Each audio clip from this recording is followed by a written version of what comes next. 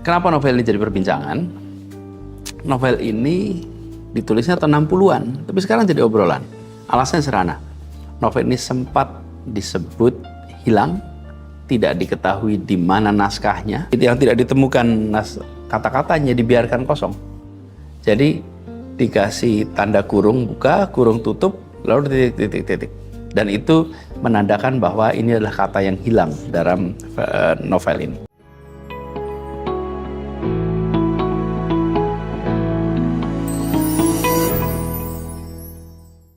Assalamualaikum warahmatullahi wabarakatuh. Apa kabar teman-teman semua? Kembali lagi di channel ini kita bahas buku. Nah, kali ini saya akan membahas sebuah novel yang jadi perbincangan para pecinta sastra akhir-akhir ini.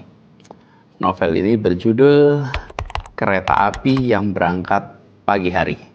Karya almarhum Profesor Dr. Kunto Wijoyo atau biasa dipanggil Pak Kunto. Kenapa novel ini jadi perbincangan?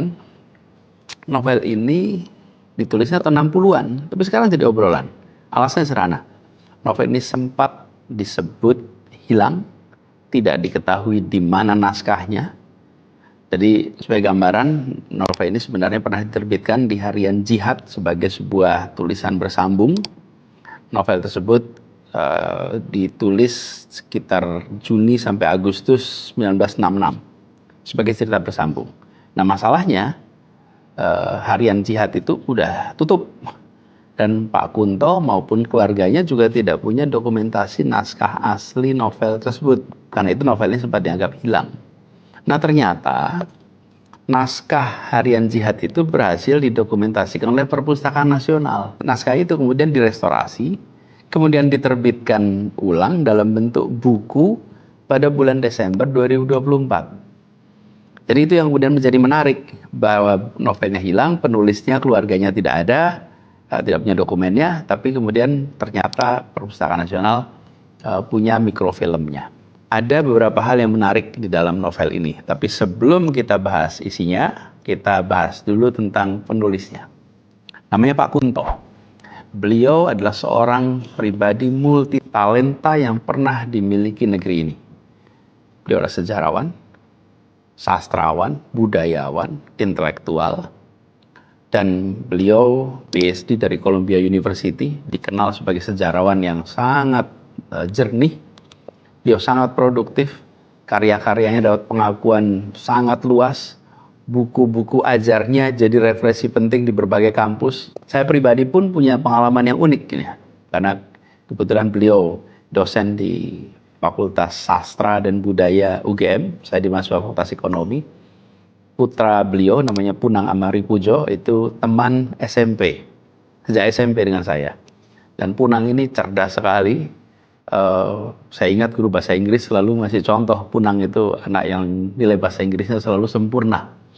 Dan saya Punang sempat mondok di Mukim di Pabelan, Pondok Pesantren Pabelan sama-sama. Pak Kunto pada masa itu sering kita undang juga untuk diskusi. Dan saya ingat kalau beliau bicara itu pelan, jernih, dan selalu sistematis. Ada kalimat-kalimat yang sampai sekarang saya tidak lupa, ada istilah profetik. Itu istilah yang saya dengar pertama kali dari Pak Kunto. Sampai sekarang setiap kali dengar kata profetik selalu ingat Pak Kunto. Dan Pak Kunto ini seorang yang mau berdiskusi dengan siapa saja. Padahal beliau seorang begawan, sejarawan, ilmuwan sosial yang sangat dihormati, yang tentu secara jadwal sangat padat. Dikembali kepada percakapan tentang karyanya. Jadi karya-karya Pak Kunto ini juga jadi perbincangan yang hangat di mana-mana. Misalnya, cerpen Dilarang Mencintai Bunga-Bunga. Ini jadi bahan diskusi dan juga kajian akademik di berbagai kampus. Kemudian novel-novelnya seperti Pasar, Khotbah di Atas Bukit, juga ini Kereta Api yang Berangkat Pagi Hari. Itu juga jadi perbincangan. Jadi banyak karya-karya fiksi dari Pak Kunto yang jadi perbincangan. Termasuk beberapa cerpen di era booming cerpen di surat-surat kabar, koran-koran di tahun 90-an. Seperti misalnya Pistol Perdamaian. Jadi Pak Kunto ini satu sisi adalah seorang ilmuwan, sejarawan, budayawan. Sisi lain adalah seorang pengarang cerita fiksi, cerpen, novel. Jadi ini sebuah kombinasi yang luar biasa. Nah, sekarang kita bahas tentang novelnya. Novel ini bisa dibilang unik. Kenapa? Karena novel ini tidak lengkap. Ada beberapa kata di dalam novel ini yang hilang, yang ketika dicari di microfilmnya tidak muncul. Nah, uniknya di dalam penerbitan ulang ini tetap dibiarkan apa adanya. Jadi, lihat misalnya nih, saya coba lihat. Ini di halaman-halaman pertama nih, halaman-halaman awal. Itu, ini misalnya nih, di halaman berapa nih? Halaman 4. Yang terlihat yang tidak ditemukan kata-katanya dibiarkan kosong. Jadi dikasih tanda kurung buka, kurung tutup, lalu titik. Dan itu menandakan bahwa ini adalah kata yang hilang dalam novel ini. Mengapa hilang? Ya, karena sumber utama penulisan novel ini adalah dari dokumentasi mikrofilm. Nah, rupanya pada saat proses scan, sangat mungkin koran yang di-scan itu kondisinya sudah tidak bagus, sehingga tintanya mungkin sudah hilang. Atau bisa jadi juga cetakan dari awalnya memang kurang bagus. Apapun konteksnya, masa itu memang proses scanning nggak seperti sekarang. Kalau sekarang pakai HP aja kita bisa scan. Waktu itu dengan proses scanning untuk mikrofilm. Jadi, ada beberapa bagian yang memang kata-katanya hilang. Tapi itu tidak mengurangi keutuhan cerita dari novel ini. Bahkan menjadi keunikan. Karena ada semacam misteri-misteri gitu di antara bacaannya. Itu keunikannya. Lalu secara umum, novel ini hanya bercerita tentang sebuah kejadian yang peristiwanya 1-2 hari saja.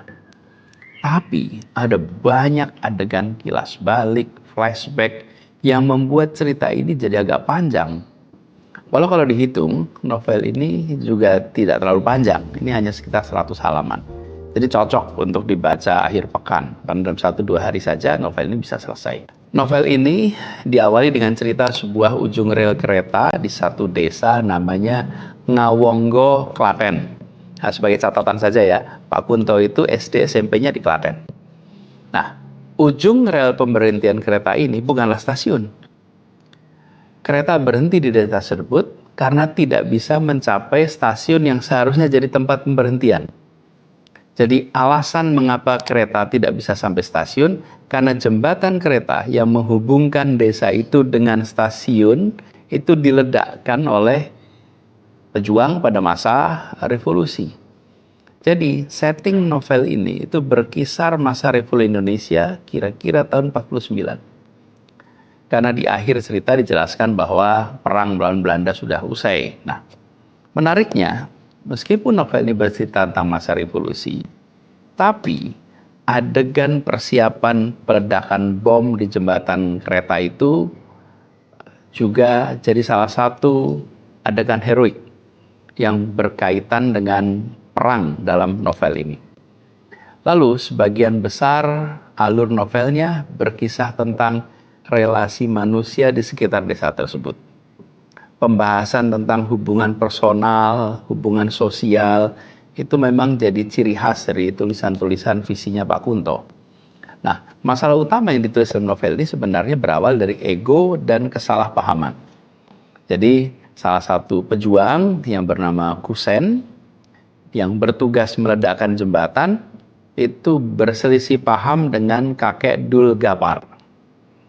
Dari masalah inilah kemudian muncul ketidakcocokan, muncul masalah yang sederhana lah dari kesalahpahaman. Pilihan sikap yang diambil oleh Letnan Harun, oleh Rahman, dan juga tokoh-tokoh lainnya, jadi sisipan nilai moral yang disampaikan oleh Pak Kunto. Hal tersebut sesuai dengan pilihan beliau sebagai penulis sastra transendental. Jadi penulis sastra yang punya rujukan pada nilai. Dalam sastra transendental, karya sastra bukan sekedar tulisan tentang alur dan adegan, tapi di situ ada nilai spiritual, ada nilai moral yang tercermin di dalam narasinya. Nah, ini salah satu nilai plus dari novel ini dan juga karya-karya Pak Kunto lainnya.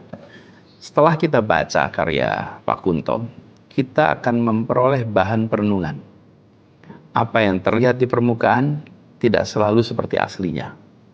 seseorang yang dicap macam-macam ternyata tidak seperti itu aslinya. Nah, dalam karya-karyanya, Pak Kunto juga ingin menghadirkan sastra yang tidak hanya menggambarkan realitas sosial, tapi juga memberikan pencerahan spiritual dan moral kepada pembaca. Nah, itulah kelebihan dari novel-novel Pak Kunto, termasuk di novel ini. Lalu bicara tentang kurangnya, semua karya selalu ada kritik. Nah, salah satu kekurangan yang ada di sini adalah kata-kata yang hilang dalam novel. Meskipun ya, seperti saya bilang tadi, kata-kata itu tidak membuat alur cerita terpenggal, tidak juga menghilangkan makna yang ada di dalam cerita ini. Malah bila dipikir, ia jadi kekuatan bagi pembaca karena memancing pembaca untuk mengisi kekosongan itu dengan imajinasi kita sendiri. Jadi teman-teman semua, bagi yang mencintai sastra, karya dari Pak Kunto ini saya rasa harus masuk dalam wajib baca. Buat daftar wajib baca, dan salah satunya adalah novel Pak Kunto ini, Kereta Api yang Berangkat Pagi Hari. Terima kasih sudah menyimak ulasan ini. Assalamualaikum warahmatullahi wabarakatuh.